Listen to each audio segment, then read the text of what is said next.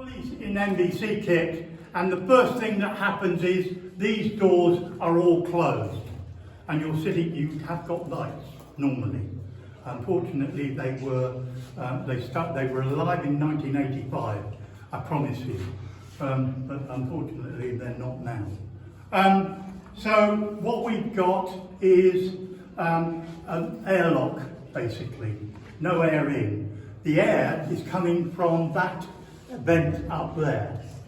And also alongside, while we're at it, you can see a small stainless steel box.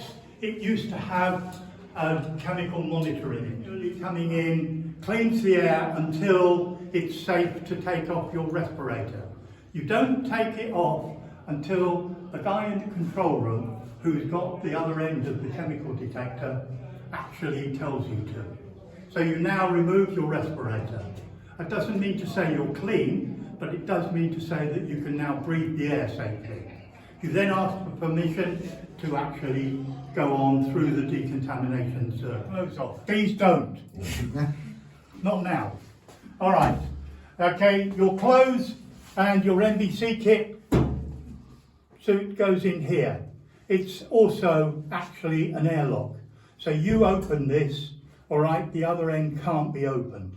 So you put your clothes in there, the other end would open, they go into a bag, and they are classified as low-level waste and disposed of accordingly. He did not move around unless this guy let him. All right, you will see that the door controls are on green at the moment. Okay, by pressing the red button, he can actually lock all the doors. And that means that nobody can move around unless he lets them. So hence the intercom system. The little tiny now used to be a bit louder than that. Were a bit worried about the Russians. They knew they were going to drop chemical warfare on them, but they could have also dropped napalm. They knew where this building was. They weren't mad. They had all the intelligence. And they could have dropped napalm on it. Now we have roof vents up above us, okay, and they can be closed from these switches here.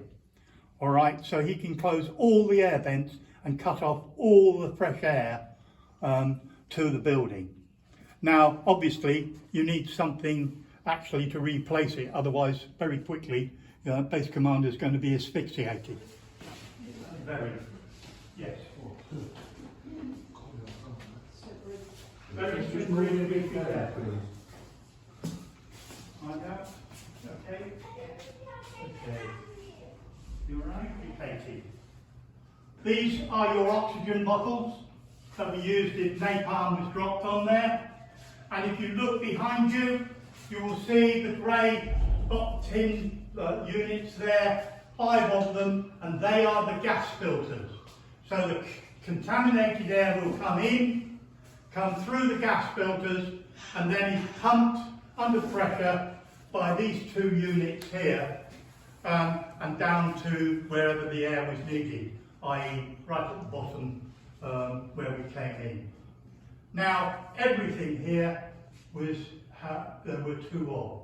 So if you laid a pipe, these are some of the rooms that you won't have seen, basically because they're now a data centre. But these are on the other side of the chemical there. There was a door which goes through to a corridor. But this is the map room. Here, that's where all the targets were put up on the board.